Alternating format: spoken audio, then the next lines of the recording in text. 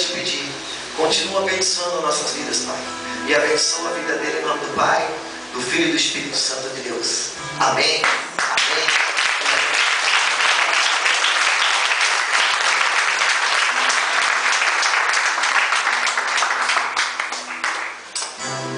Paz, irmãos. Amém.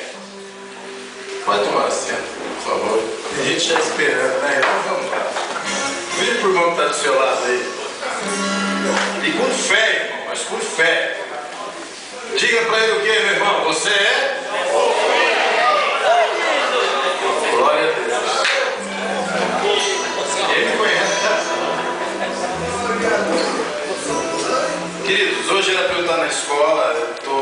Passei uma semana tribulosa, 2 semanas tribulosas, com o TCC. Coisa, isso não é de Deus, não, irmão. Esse negócio de termo de cruz não é de Deus. E eu escolhi um tema bem simples: liberdade religiosa. Imagina.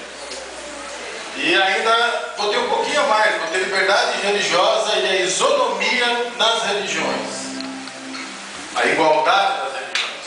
É o que complica um pouquinho mais ou menos. Assuntos. Mas eu estou feliz de estar aqui. O pastor nos ligou hoje à tarde. Eu falei, pastor, é uma honra. Vamos arranjar alguém. Eu fui arranjar alguém. Eu falei, tudo para não ser eu, Deus. E fui procurar. Peguei minha agenda, liguei para um monte de gente, todo mundo ocupado. Mas toda vez que eu venho aqui, irmão, aqui eu tenho um resgate, aqui eu tenho um socorro. Amo o pastor Jarbas, amo a pastora, amo essa família já de longa data, amo essa casa, amo esses mal acabados aqui.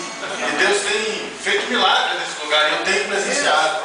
Sempre que posso estou aqui, sempre que posso. Os irmãos sabem disso. Eu venho, eles estão tudo ali tomando banho de sol, gostoso, lagarteando na piscina. Ô irmão Rangel, ô fofura, tem um que só me chama de fofura. É uma bênção de Deus. Eu lhe darei uma porção entre os grandes, e ele dividirá o despojo com os fortes, porquanto ele derramou sua vida até a morte. Repito, porquanto ele derramou sua vida até a morte, e foi contado entre os transgressores, pois ele levou o pecado de muitos, e pelos transgressores intercedeu. Tomai assento. Eu tive o prazer de pregar aqui no primeiro dia da campanha e busquei trazer aos irmãos o teor da mensagem do que seria resgate e por que nós precisávamos ser salvos. Por que Jesus teve que morrer? Qual o verdadeiro sentido da morte de Jesus? Quantos lembraram? Alguém lembra daquilo que foi falado aqui no primeiro dia? Muito tempo atrás, quase um mês, né? Quase um mês atrás. E eu falava aqui naquela ocasião que o sacrifício de Jesus, um sacrifício puro, livre, para fazer também aquilo que foi puro e que foi livre. Aquilo que foi morto por ser santo, para santificar aquilo que foi feito santo. Imagine os irmãos que eu comentava aqui naquela ocasião, que pelo pecado de Adão entrou o pecado no mundo e pela salvação de Jesus Cristo, pela morte de Jesus, veio a redenção sobre o pecado, inclusive sobre o pecado de Adão. Eu falava também que até Moisés não se ouvia mais falando de salvação, e só morte. Imagina que Adão morreu por 900 anos. Uma pessoa sofrer em agonia por 900 anos. Foi a vida de Adão. Porque se vocês olharem a vida de Adão, foi derrota em cima de derrota.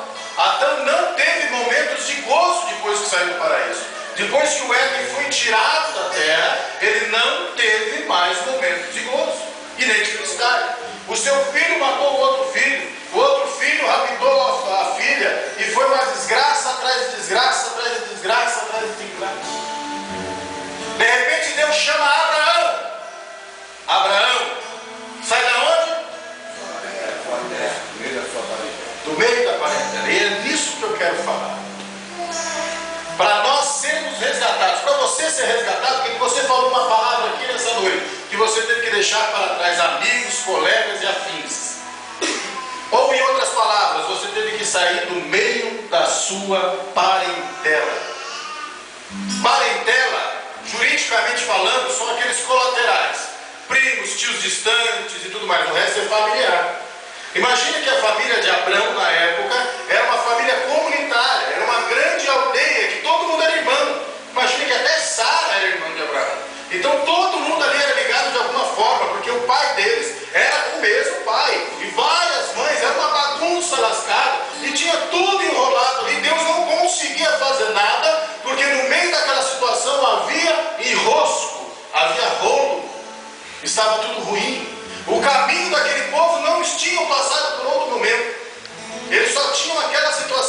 conheciam somente aquilo, pastor Clécio.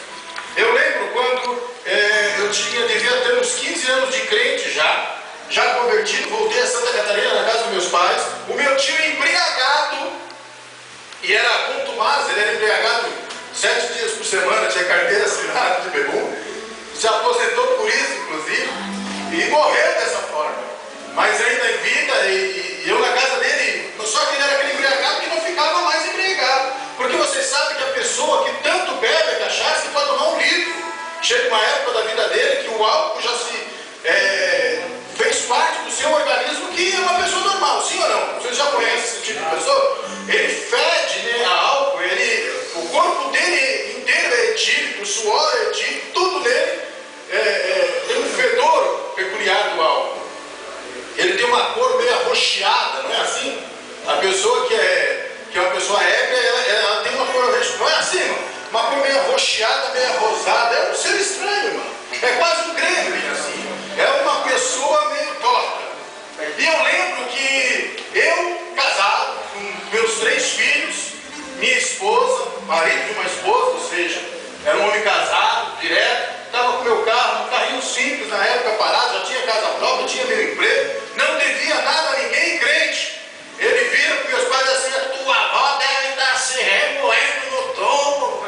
Que vergonha! Como é que pode? A família inteira católica apostólica. Ele falou apostólica.